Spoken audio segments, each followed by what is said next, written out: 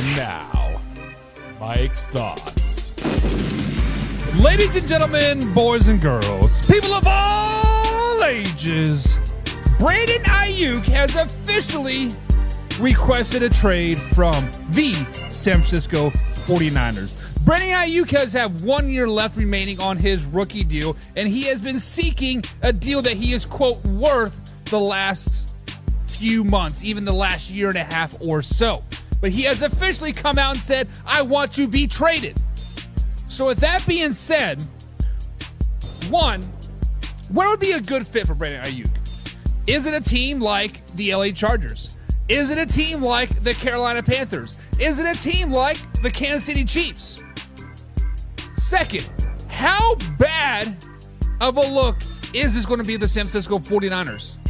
Not because, they're, quote, losing players or can't afford him or whatever, right? But I think Brandon Ayuk is the heart and soul of that receiving core. Yes, Deebo Samuel is a beast. Yes, George Kittle does work. But the glue that holds it all together is Brandon Ayuk. He has been the most valued, the most stable person on that whole roster. When he was drafted just 3 or 4 years ago, my man Marcus sat down and said he is going to be a game changer. And that is all he has been for the San Francisco 49ers, is a game changer. But then I got to thinking, let me think here. At what point do we need to start holding people accountable? At what point do we say, hey, you signed this contract, you know how it works, man up and do your freaking contract? At some point, we need to hold people to their obligations, to their standards, to their stuff. At what point do we do this? Brandon Ayuk wants to be traded. Little man wants to be traded. Knock it up, buddy. But the truth of the matter is, the San Francisco 49ers, if he does get traded, you guys are going to suffer the consequences. Brandon Ayuk is the heart and soul of that wide receiver core. Anybody that wants to come up and scoop him up, instantly 2 games better. Cue that intro. Are you ready for the best damn NFL show on the planet? Man Hour Nation, rise up. Hey, let's go.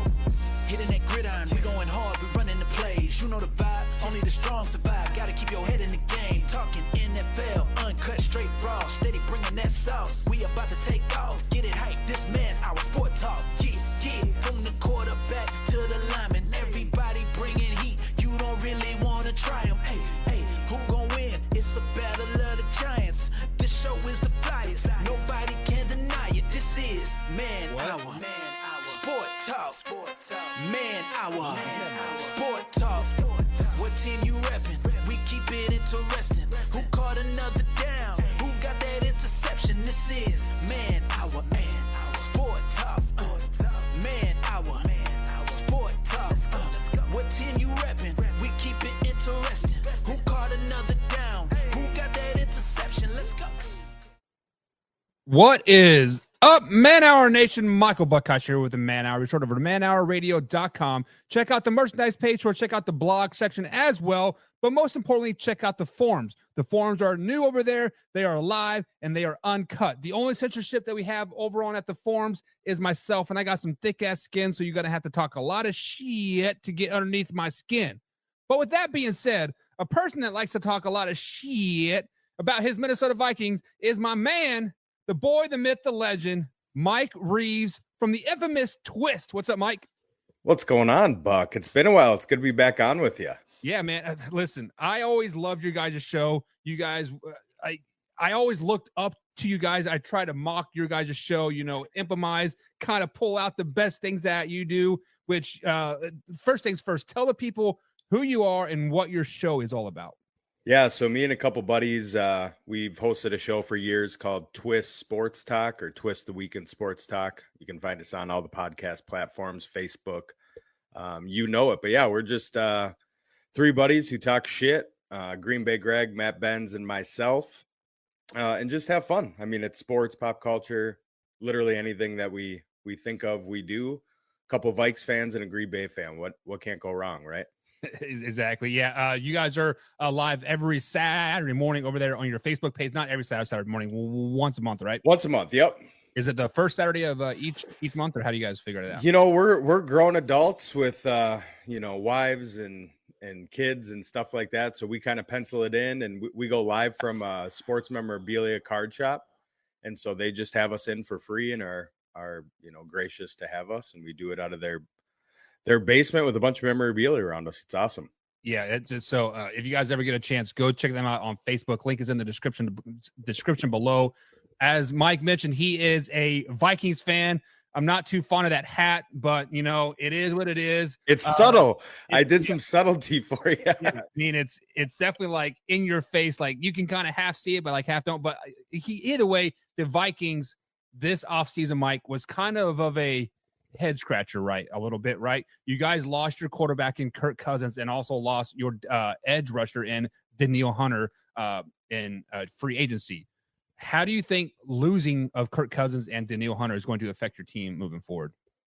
Well, it wasn't really a head scratcher here. It was in the plan when Kwesi Adolfo-Mensah came on, Kevin O'Connell, that we were going to start shaking it up, losing money to kind of build for where we're at now. We knew we couldn't survive having Kirk's contract, having Danielle's contract, having to pay Justin Jefferson, Christian Darrisaw on the left tackle spot. So we had to free up a lot of room, and all these teams, as you know, being a Chiefs fan, Patrick Mahomes is paid now, but you need to win on that rookie contract so you can pay everybody else around him. So we knew this time was coming. We knew we were going to lose him. Yeah, it hurts as a Vikings fan to lose Kirk Cousins when you really haven't had a franchise quarterback since Fran Tarkington. Dante Culpepper was almost that, and then he got hurt. So to have a consistent guy in the most important position on the team, for the last 4 or 5 years, whatever he was here, was amazing. But that time's over, and it's JJ McCarthy's team moving forward. Yeah, so I'm glad you brought that up, because instantly in this draft at number 10 overall, you guys did draft JJ McCarthy. Also this offseason, you picked up Sam Darnold as well. Currently, per NFL.com, ESPN.com, all the major platforms has Sam Darnold currently listed as number 1. Do you think this is JJ McCarthy's team this season, or does he have to, quote, earn that spot?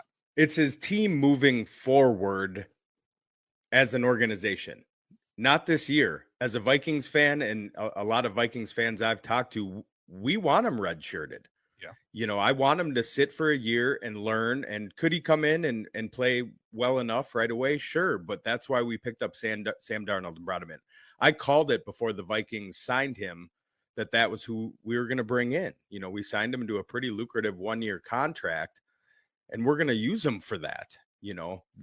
Unforeseen is a injury for Sam, but other than that, yeah, it's going to be JJ probably year 2 moving forward. We'll sign a cheaper backup next year, but I think the plan here in Minnesota is to have Sam start and thrive in this offense. Yeah, so speaking of thriving, last season, Kirk Cousins obviously goes down with the Achilles injury mid-season. You guys kind of shuffled quarterbacks, but pretty much throughout the whole season, you were in playoff contention till about week 16, 17, when finally, Astronaut and Nick just couldn't quite muster up those wins. You guys seem to have a pretty good team established as far as offensive goes, and defense kind of has a few holes here or there. Dallas Turner was your 17th overall pick. Is he a good replacement for Danielle Hunter, or is Danielle Hunter just somebody you can't replace? Well, we're going to see. I mean, Danielle over the past 3 years, was over 10 sacks a game. He's a quiet superstar. He's not in your face, but he's productive. Even when you're watching the game, you can't really notice how well he's doing, but he plays well. Right. So, yeah, I think you can replace him. Mike Flores is brilliant. And so he's finally getting his guys in. And Dallas Turner was a huge, he's not Will Anderson. They played the same position. They played at the same school. He's not Will Anderson. That's why he went 17 and Will went, top 5? But he's a hell of a ball player. And to bring in a quarterback and a player like Dallas Turner in on the first round, where both offense and defense kind of get their toys to play with, Yeah, I think he's going to help us out tremendously. And, with the signing of the other Texan, we kind of swapped with the Texans. We got their edge guy. They got ours. So our defense is going to look a lot different, brought in a lot of different linebackers. RIP, we lost a corner that we drafted, died in an auto wreck. What was that, about a week ago? And there was a lot of talk about him. So, yeah, I don't think we're set there to compete for a championship. I'm not walking into this year being naive about who we are and what we're going to accomplish. I don't think we're winning anything this year. If we can take third in this division just became probably one of the toughest in the NFL, not this year, but for a long time. Yeah, I definitely agree that the NFC North has definitely stepped up the competition, kind of being like a one-man horse in the Packers. Now everybody's kind of caught up with them. And I did glad you brought up that your cornerback that you guys lost in an automobile accident about a week ago. But a few days ago, Jordan Addison, right? He's out there falling asleep at the wheel, allegedly drunk. What is going, like, is it time to just get the guys back in camp and a structure, or is Jordan Addison, because this is his second time in as many seasons with off the field issues, do you think he needs some type of structuring, or is just Jordan Addison just going to Jordan Addison? I have no idea what's going on with him. You think these professional players, have buddies who can drive them around. I mean, the fact that he's passed out at LAX at 1 p.m, I mean, he's clearly got some issues going on with them. Last year was, going 120 miles an hour. He likes to drive fast. I just don't know what goes through their minds, but they're human beings like all of us. Right. I'm in recovery, haven't drank for 6.5 years. And there's a reason, because I couldn't manage it. And he's clearly living a life that's a little bit too unmanageable for him, regardless of being a high profile wide receiver in the NFL. He's got some kinks in his life that he needs to work out, because he's a huge, huge piece of what this offense needs to do to go, especially with TJ Hawkinson probably not going to be healthy to start the year. Yeah. And speaking of receivers, obviously JJ signed a huge contract, the richest wide receiver out there in the NFL.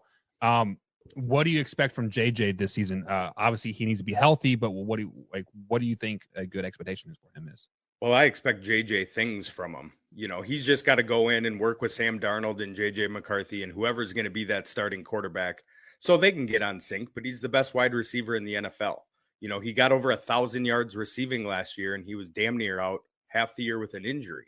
Right. He's young. He got his money. I don't look at him as a player who got paid and is going to be any less productive than what we expect from him here in Minnesota. I think you're just going to continue to see JJ, Justin Jefferson things, or Jet, like he likes to call him. Right, Jet. As a outsider here and as a football coach, I expect Justin Jefferson's numbers to go down this season, not because he's not out there outperforming, not because he's not putting in the work. It's because teams know by now he is the top receiver in the NFL. And players like Jordan Addison and Brandon Powell have to step up and be a solid number 2 and number 3 receivers on the field. So if JJ or Jet does not get a couple hundred receiving yards this season, let's see, he only has 900 yards this season. You as a Vikings fan, are you going to be upset, or are you going to see the whole picture? I just want him to stay healthy. Good offenses, we're built a little different. The Chiefs, you have the best quarterback probably to ever play the game outside of Tom Brady. Right. So they don't spend a lot of money on receivers because he's so good that he can just find everybody. You got Travis Kelce. We're built differently. You can't just double team Justin Jefferson because we have a top 5 tight end. We have one of the best, emerging second wide receivers in the league. We brought on Aaron Jones, who's one of the, he's aging, but he's been one of the best pass catching backs in the league. And we finally have a running game that we can do something about. So it's all about the quarterback and how that kind of happens in our offensive line and things like that. But we have the weapons to where, if you're going to double team Justin, Jordan Addison is going to take you deep. He proved that last year when JJ went down that he's going to play well in a DUI or whatever. He hasn't been charged with anything, but he's going to play the 2024 season. Something next year, he might get a small suspension, but they're playing. So as long as JJ's healthy and has a productive season, I'm not here to judge him. Just play well and give me some fantasy points once in a while and we'll be good. Right. And so speaking of Aaron Jones, you obviously do a show with a Packers fan. So I do. You got the opportunity to really see Aaron Jones probably a lot and hear a lot about him over the years. When the Vikings signed Aaron Jones, what was your first initial thought? I was excited. I knew we weren't going to get, it was a big market for running backs this year. And I just wasn't extremely confident in going in with what we had. I didn't think we had the draft equity to be able to get, there was really only 3 or 4 running backs, 2 which were going to be productive this year in this draft. So we got him on a 1-year rental, and I think we'll probably solidify that position in the draft next year for years to come. But yeah, being able to watch him in my division every year, light us up and torch us. Ty Chandler, he's a good player, and I think we'll still use him. But yeah, it's going to be fun. I remember when Favre came and he was a Packer. You love to see those guys switch uniforms. And even though Green Bay Greg says that, he was happy, and I'm still going to rub it in his face when we play the Pack and he torches them. Yeah, you guys do play them twice a year since you guys are both NFC North opponents, guys. We are talking with Mike Reeves from Twist This Week in Sports Talk. You can find them once a Saturday here, once a month here at facebook.com/twist. But speaking of your running back room, to me, on the surface, it looks kind of weak. Aaron Jones is obviously aging. Ty Chandler, don't know much about him. But you, as a Vikings fan, you love your Vikings inside. And now, how is this running back room in your eyes? It's not one of the tops in the league, but the good thing about that is this isn't the Minnesota Mike Zimmer Vikings. We're a Kevin O'Connell, we're a pass-heavy team, and we're not going to pound it down your throats running the game.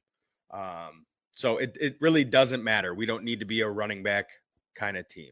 I think Aaron Jones will get it done. If he gets banged up, Ty Chandler will be just fine. All right, man. We're air raid. We're throwing it all over the place on you.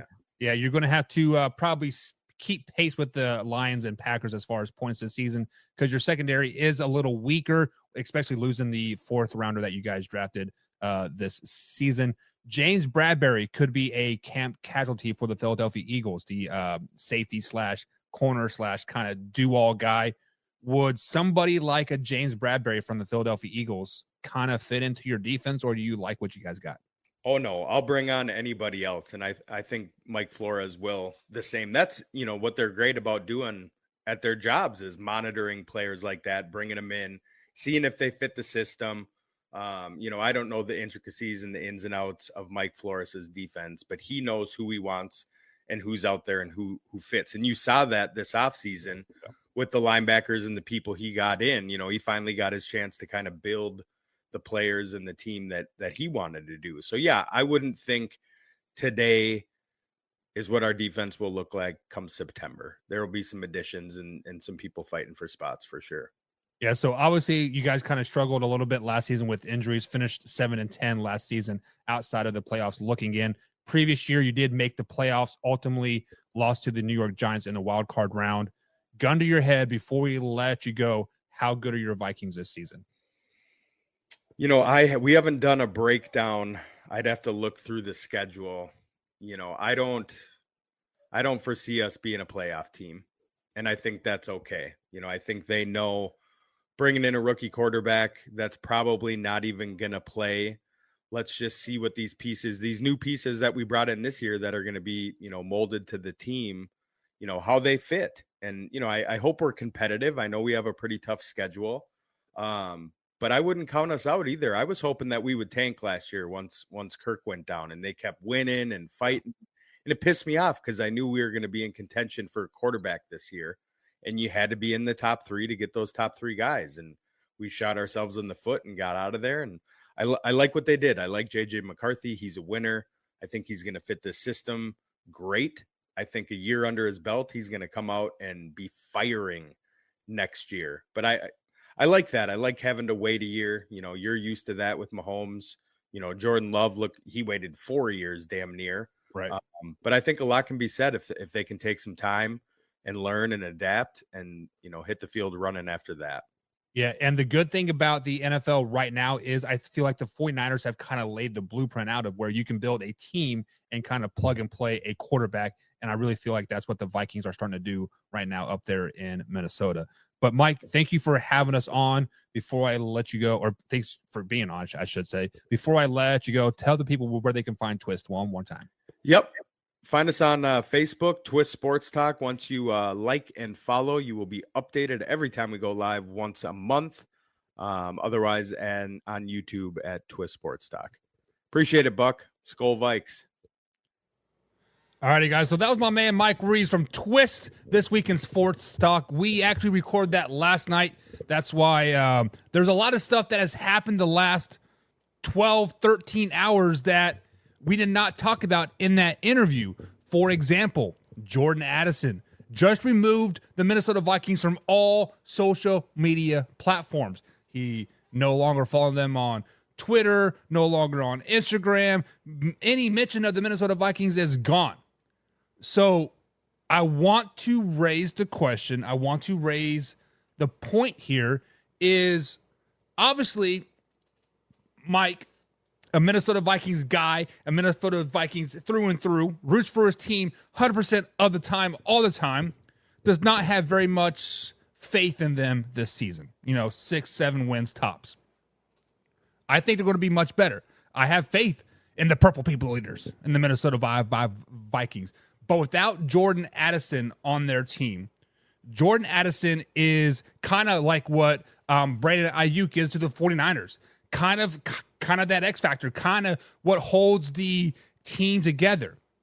As the receiver core, yes, you do have Justin Jefferson, the highest paid man ever as a wide receiver. You do have Brandon Powell. You do have TJ Hockenson.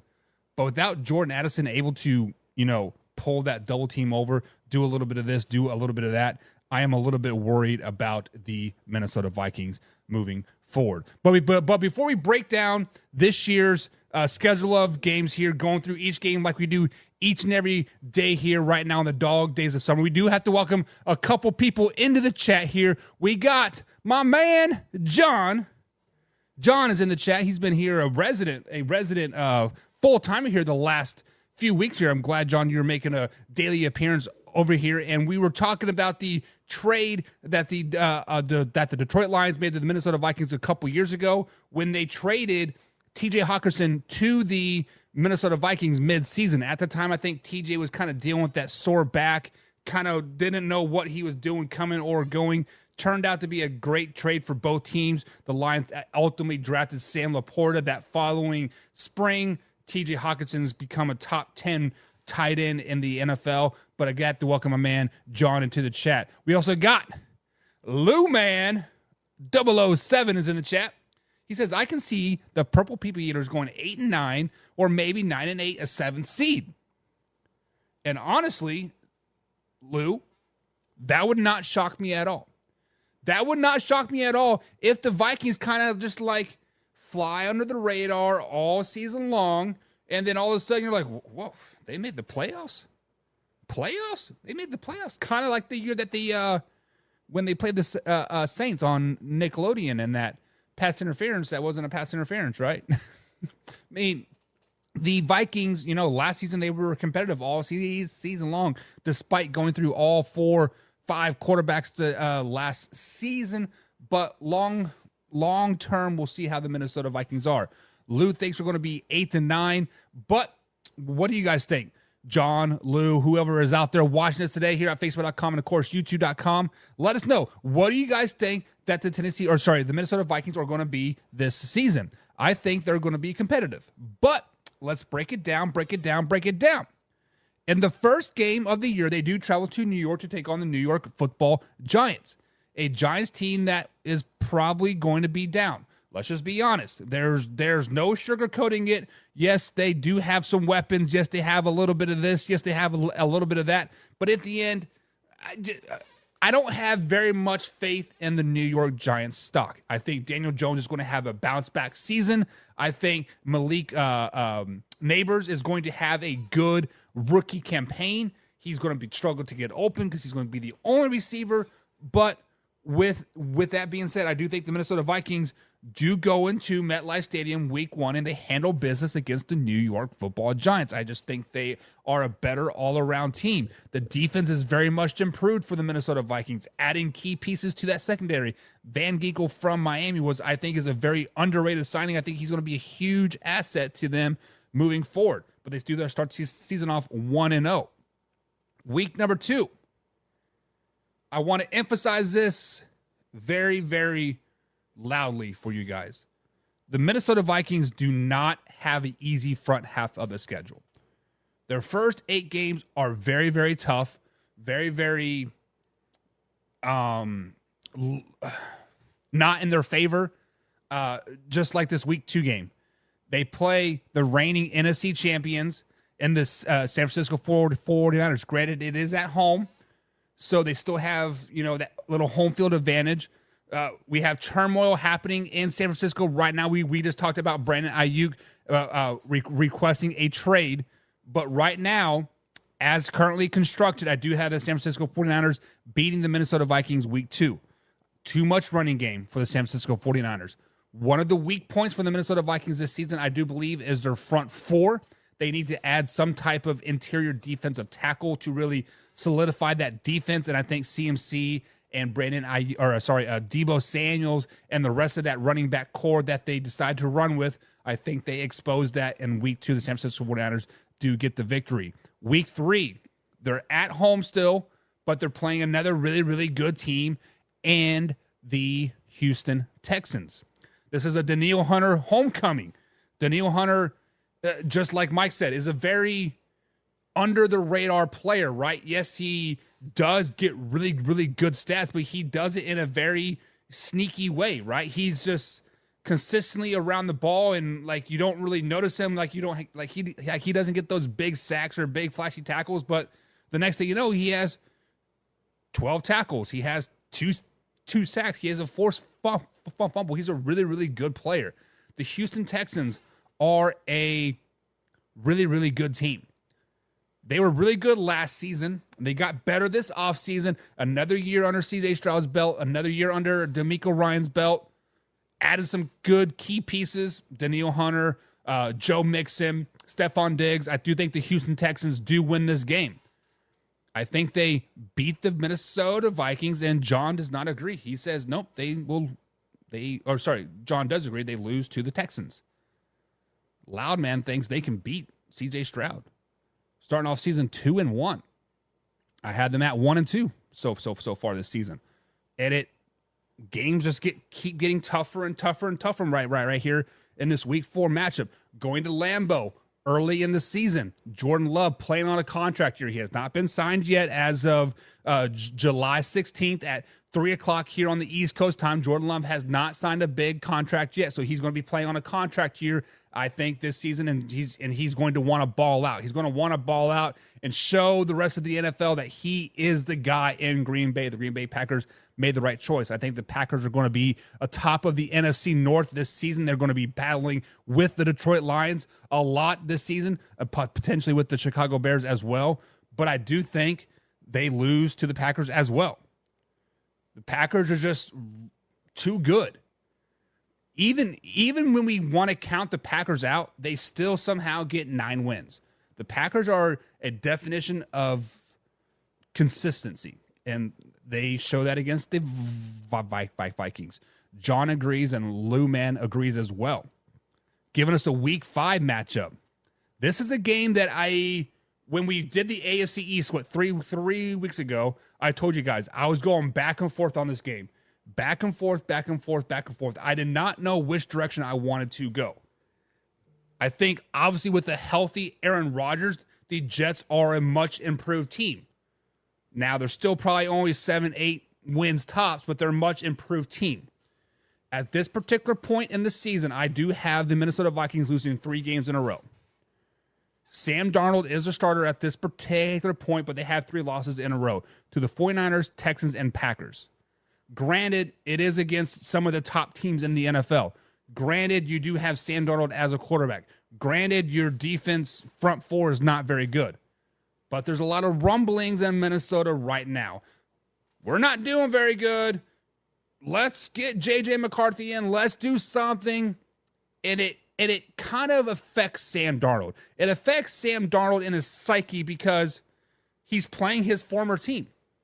Not the 49ers, not the Panthers, but the Jets. The Jets were the team that he got drafted to. He wants to beat the Jets. His butthole is just a little bit too puckered in this particular game. He's playing a little bit tight. If he were to play loosey-goosey, if they were to beat the Texans or the Packers and being 500 going into this game, I think it'd be a different outcome. But right now, I do have the Jets beating them week 5, giving us a 4-game losing streak. They had a first week win over the first week win over the Giants, but since then they dropped to the 49ers, Texans, Packers, and Jets, giving us into the bye week. Right now I have them at 1-4. Sam Darnold is not really playing up to expectations, I guess. I mean, I'm not for sure what his expectations are, but he's just not looking like a good quarterback right now. There's a lot of rumblings about saying, hey, let's just get JJ McCarthy in here, right? Addison may not be on the team. JJ's still doing JJ stuff, right? Aaron Jones is running the ball. But right now, show those guns, baby. But right now, the bye week is tough. Give us a week 7 matchup. Detroit Lions come into town. As much as the bye week was needed, as much as the grumblings of J.J. McCarthy is out there, Sam Darnold is still at the helm. Sam Darnold, I feel, is still at the helm going into week 7. The Detroit Lions come into town, and I think they beat the Minnesota Vikings. I think the Lions are going to be a decent team. They're going to digress a little bit. They're not going to be a 13-14 win team. They're going to digress a little bit. But I do think they are better than the Minnesota Vikings in this particular week 7 game. Lou Man says, what's up, Riva? Thank you, Lou Man, for that. My little man's out here partying up. John says, biased opinion, but the Lions sweep the Vikes this season. And Lou Man thinks the Vikings beat the Lions. What's up, bud? Rainbow, friends. Giving us a week 8 matchup, right? We are up to week 8. Minnesota Vikings travel to the West Coast in L.A. to take on the L.A. Rams and Matthew Stafford. Matthew Stafford is familiar with the Minnesota Vikings, and the Minnesota Vikings are familiar with Matthew Stafford. However, TJ Hawkinson. I think TJ Hawkinson comes out and finally has a game. I think TJ Hawkinson comes out and kind of puts up some numbers. I think TJ Hawkinson says, you know what? JJ, you've been getting yours. Addison, you've been kind of flying under the radar, but it's TJ time, right? I think it's TJ time, but that's not enough. That is not enough. The LA Rams beat the Minnesota Vikings. The LA Rams are going to still be a pretty good team. Even without Aaron Donald, they're still going to be a pretty good team. They still have Matthew Stafford. They still have Puka, right? They still have the core of that defense. The Rams are still going to be pretty good. Caroline's in the chat. She says, hey, what's up, Caroline? What's up, Caroline? And John thinks Rams will beat on the Vikings. Mommy home. Mommy's home? Yeah. Okay. I hold the door and go. I turn the TV off. Okay. You hold the door open for her and shut the TV off. All right. I love you, buddy. All right. So week 8 so far, only have 1 win on the season. We now have 7 losses in a row, counting the bye week. You're silly. Give us a week 9 matchup. Indianapolis Colts come up to Minneapolis, Minnesota to take on the Minnesota Vikings. I want to put this caveat in this game. I think the Indianapolis Colts are going to be a good team this season. I think they have all the pieces in place. They have quarterbacks. They have receivers. Mommy wants you. They have receivers. They have a defense. But the Colts seem to sometimes overlook, quote, lesser opponents. Sometimes the Colts want to think, hey, we're up here, they're down here. Let's kind of overlook them, right? At this particular point in the season, I had the Colts beating the Miami Dolphins, right? Not knocking them off their perfect season. But I think Sam Darnold finally tightens it up. I think Sam Darnold is tired of hearing all the controversy, right? Just throw it up to JJ at this particular point. I think the Minnesota Vikings get their second win on the season, beating the Indianapolis Colts at home. John thinks the Colts will win in a tight game. Lou Man is the same way here. Colts win it barely, moving them to 3-5 on the season. I have them at 2-6 so far in this season. I want you guys to peek something here. So far, the AFC South, they have split with the AFC South. The only win coming over the Colts here. They play a very AFC South next 2 games here, very, very loaded. They travel to Florida to take on the Jacksonville Jaguars. You guys kind of know my stance about the Jaguars this season. I'm not happy with the Trevor Lawrence contract. I'm not happy with their receiver core. I'm not. The Jaguars scream overrated for me this season. Yes, they still have Christian Kirk. Yes, they did sign Gabe Davis. They still have Travis Etienne. But the Jaguars scream overrated to me this season. However, it's still kind of mid-season here, week 10. It's Florida.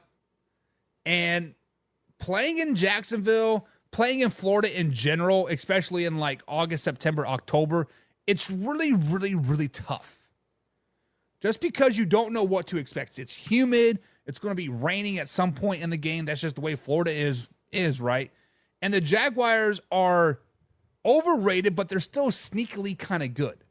I know I just condescended myself. I'm talking around in circles, basically, but I do think the Jaguars win this game. It is an ugly game. No offense can get going. The defense is just shutting it down. I believe, Lou, man, you brought up the field goal battle with the Vikings versus Titans a couple years ago. This could be a field goal battle type of game. This could be 12-9. This could be 15-12. All field goals. All field goals. And James Frank is right. Poor Justin Jefferson. Yeah. John thinks the Vikings win this particular game versus the Jaguars. It's tough. It's tough because the Minnesota Vikings have now playing their second game on the road here, and they're playing the fourth and the final AFC South team, and they're playing Lou Man's Tennessee Titans. This season, guys, I love me some Tennessee Titans. I love me some Tennessee Titans this season. Yes, I do know they lost Derrick Henry. Addition by subtraction is sometimes really, really good, i.e. Kansas City Chiefs when they lost Tyreek Hill. Started to force him the ball a little bit, kind of got complacent, lose the man, bada bing, bada boom, Super Bowl. Not saying the Titans are going to win the Super Bowl, but I'm saying losing Derrick Henry opens up the offense. Yes, they got a new general manager, new head coach, new offensive coordinator, all that. I get it, but I like the Titans in this game. I like the Titans a lot this season, actually. The Titans might be one of the darkest of the horses in the AFC South. I do like the Titans in this game, and the Vikings right now are just not playing good football. Not playing good football. 2 wins on the season, lost 4 of their last 5, lost 7 of their last 8. They're just not looking good. James Frank is in the chat, and he says JJ deserves to win. I agree with you, though. Titans going to be way different. Wild card, I think. If the Titans were in any other division, AFC East, AFC West, they would probably be winning the divisions. Winning those divisions. John says Titans blow out the Vikings week 11. Lou Man is picking the Vikings to win this game. They're winning to 4-6 on the season. John has them at 4-6 as well. Right now, I have them at 2-8. 2-8. Playing the old mighty Chicago Bears on the road yet again. Their 3rd game in a row on the road versus the Chicago Bears. Caleb Williams and the boys. We talked to my man Beastie Monday, and Beastie was kind of high on his Chicago Bears. 10, 11, 12 wins, right? He said they're a really good team, but they're a competitor. They're competitors in the NFC North. And I don't think so. I think J.J. McCarthy does start this game. I think week 12, week 13 is when we start to see J.J. McCarthy start to play, whether it be come in relief in the fourth quarter, second half, whatever. But I do think he does start at some point this season. And I think the Minnesota Vikings do beat the Chicago Bears this particular game. I think J.J. McCarthy, it gives them that little boost, gives them that little shock going into week 12. There's no film on J.J. McCarthy yet, right? Brand new offense with J.J. McCarthy out there. J.J. is eating. Addison is eating. He's flinging the ball all over the field. He just inserts some type of electricity into that team that can't be controlled, much like what AP did to the Raiders, right? Once you put in somebody new at the helm, culture changes and everything just relax. Like, we're not playing for anything. Just go out there and have some fun. And I think that's what the Vikings do. I think the Vikings go out there and they beat the crap out of the Bears in Chicago at that. Lou Man says they beat the Bears, giving them 5-6. Vikings are staying live. John likes the Bears in this one. Moving them to 5-6. I have them now at 3-8 on the season. 3-8 on the season. Give us a week 13 matchup. Back at home. Arizona Cardinals. Kyler Murray and the boys come into town. Now, I think this is a very competitive game. I think the Vikings play very well. I think the Cardinals play very well in this game. It is a good football game. It is fun to watch. If you're not a fan, if you are a fan to either of these teams, you're going to be on edge of your seat all game long. But I think J.J. McCarthy and the Minnesota Vikings get his first loss of the season, their ninth loss of the season. I think the Arizona Cardinals come into town and they kind of shocked them, right? Kind of shocked them, because the Vikings were playing well. They had that spark. The Arizona Cardinals are just going to be a crap show. I think Marvin Harrison Jr. kind of comes and shows out. Kyler Murray has a big game. I think it's a back and forth game. I think it's going to be a high scoring game, 35-31.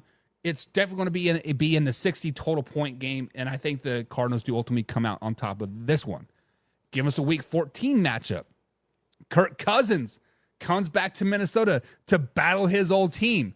Falcons, we talked about overrated and the Jaguars. I think the Falcons are kind of that overrated aspect of a team as well.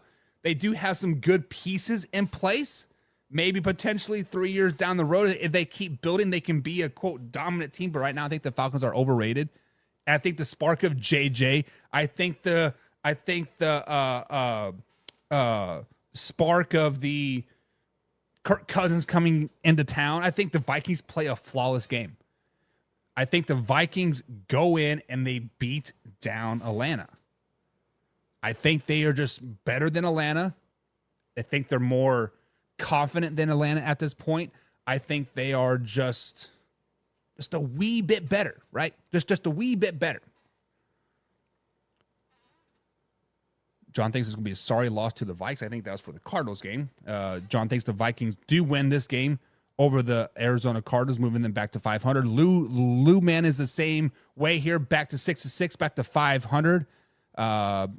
And then James says, off topic, Ayuk to be traded from the 49ers, no big deal. No deal was reached. Where will he end up? Sorry for the sequel. We'll talk about that, James. We will talk about that.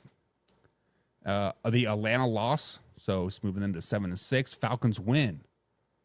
I think we're all kind of split on that one a little bit. Week 15. Chicago Bears come into Minnesota this time. 3 weeks ago, Minnesota Vikings beat down the Chicago Bears. J.J. McCarthy's first game. This will be J.J. McCarthy's second division game, fourth game of the NFL, and I think the Minnesota Vikings beat the Chicago Bears yet again. I think J.J. McCarthy might go undefeated in his division this season. Granted, he didn't start till week 12, right? But he plays the Bears twice. He plays the Packers, and he plays the Lions. He might be undefeated going into the division. And right now, the Vikings have won 3 of their last 4. They've won 2 games in a row. Everything is looking good. Everything is looking clicky until they travel to the West Coast. They travel to the West Coast and they play in a very hostile stadium, a very controversial stadium in Seattle. Pumping up the noise and whatever, you know. You guys know the controversy there. Vikings are riding sky high. Winners of their last 3 of their last 4. J.J. McCarthy is looking good. J.J. is getting his numbers. Aaron Jones is looking like a young Aaron Jones like he did toward the end of the season last year with the Packers, running all over people. I still think he's getting another 100 yards for the Dallas Cowboys still against the Dallas Cowboys. But I think the Seattle Seahawks do win this game. I think the Seahawks are going to be on a mission at this particular point of the season. I do not think the Seahawks will have a chance to win the NFC West, but they'll be battling for that 5, 6, 7 seed till the very last week of the season. I think the Seahawks win. I think they win big. James Frank says J.J. balls out. 3 TDs for him in that game, and I don't think they're beating the Lions twice. I'm not saying that the Vikings will beat the Lions twice, but I'm saying that J.J. McCarthy might beat the Lions come week 18. That's what I'm saying. John thinks the Seahawks will win this particular game, moving the Vikings to 8-7 on the season. Lou Man thinks the Vikings will beat the Seahawks as well, moving them to 8-7. Playoff fever in Purple Land. Oof. I don't know. Right now, I have them at 5 wins. 5 wins going into week 17. Green Bay Packers coming to town. Previous to the Seattle game, they had winners of the last 3 of the last 4. Now they're winners of 3 of the last 5. They're still, confidence is still pretty high. J.J. McCarthy is playing well. J.J.'s playing well. That defense is finally starting to look like a pretty good defense. I'm not saying they're top 10 by any stretch of the imagination, but they're playing pretty good defense. Aaron Jones playing his former team again, but this time at home with the Minnesota Vikings. And I think the Vikings beat the Packers in this game. I think the Packers are battling for the NFC North title at this particular point, and they kind of low-key are potentially looking over the Vikings in this game, and the Vikings come up and they bite them and they win this game. Moving the Vikings to 6 wins on the season. Right now I have them at 6-10. 6-10. Lou Man says Pack win this game back to 500. He has them at 8-8. John has them losing to the Packers as well, moving them to 8-8. And James says, I keep forgetting that Jacoby went to Green Bay. Scary. Is it though? Is it though?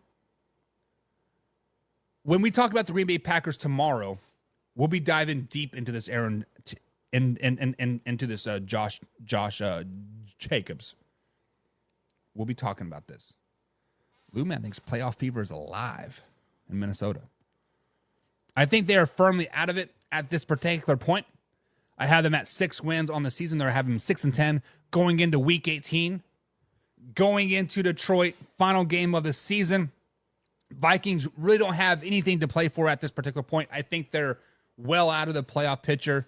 6 wins or 7 wins is not going to get you into the NFC playoffs this season unless you're winning the division. And I think the winner of the NFC North will have at least 11 wins.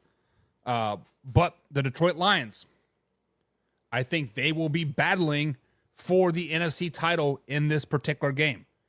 This is a must-win game for the Detroit Lions to win the title and to potentially have a first-place seed. So I do think the Lions do win this game, giving J.J. McCarthy his first divisional loss as a starter.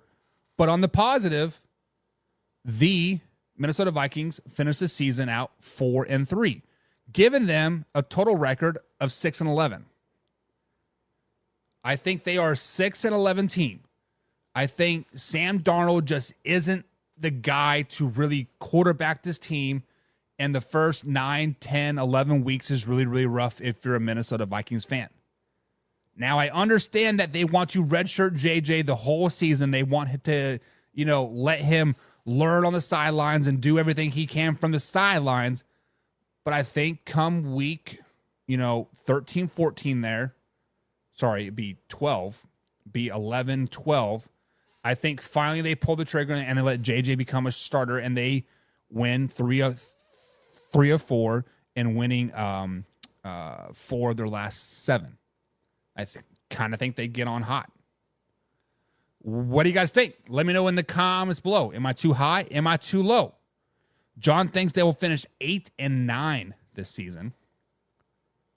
I could see wins over the Jets and the Jaguars. That would give them 8 wins, or the Cardinals even. That would give them 8 wins. I think, John, you were right there in the wheelhouse. You're not too far off.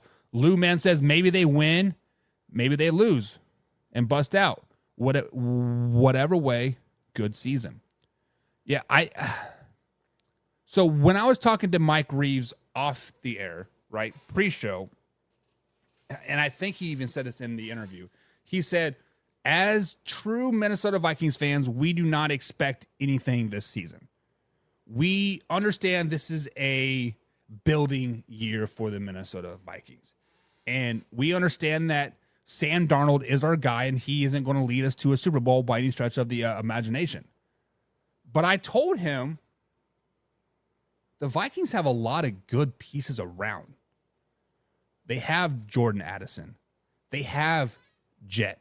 They have Aaron Jones. They have TJ Hawkinson. They have a really good back seven on the defense. Offensive line, I don't know. I haven't watched enough of their training camp yet, which training camp for veterans for Minnesota starts on next Tuesday, I think it is. But with that being said, the Vikings could, guys, easily be a 8-win team. They could have playoff fever, like Lou Man was saying. They're not a bad team. They are legitimately probably a quarterback away. And I think if J.J. McCarthy were to play the full season, start him week 1, this is your team, 8-9 wins is not out of reach for them. But the fact that they're playing Sam Darnold till week 11, week 12, I think that is their ultimate downfall in the end. Lou Man says, I'm going to say 8-8 going into week 18 with hope. With hope. James Frank says, Amara, my favorite wide receiver in that division. I think he'll be a top 5 receiver in the league this year. To think my Browns pick Anthony Schwartz over Amara.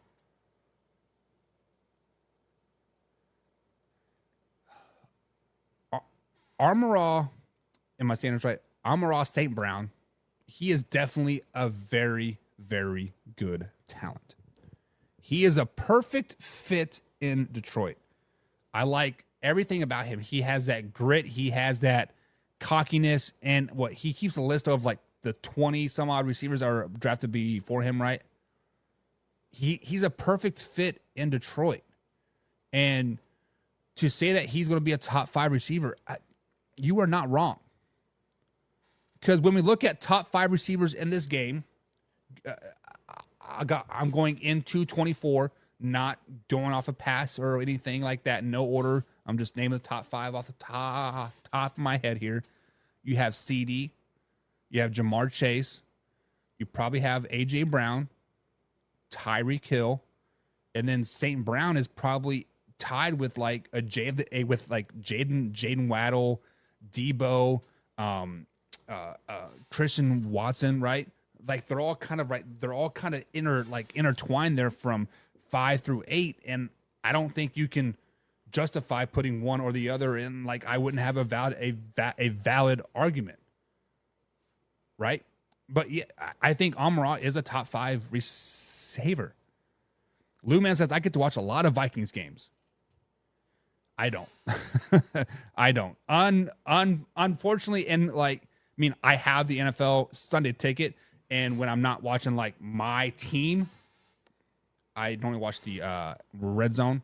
I don't watch a lot of Vikings games, but I will start to probably tune into a lot more. John Luman says, thank you for having Man Hour Machine. Got to go, getting flooded out. Listen, man, I don't know where you're living. I'm assuming probably Nashville. There's a lot of rain heading. I'm in Louisville, Kentucky, and we're in flash flood warnings right now. Lucky I live on a hill, but I can't get out of my house. There's a literally river running down the middle of our road. I get it. Be safe out there. But guys, I do have the Minnesota Vikings going 6-11 this season. That is tied with the Bears at 6-11. Let me know. Too high, too low. But tomorrow, guys, We talking Green Bay Packers with my man, Green Bay Greg. Until then, see you tomorrow, 2:30 East Coast time right here, Facebook.com, and of course, YouTube.com. Until then, we out.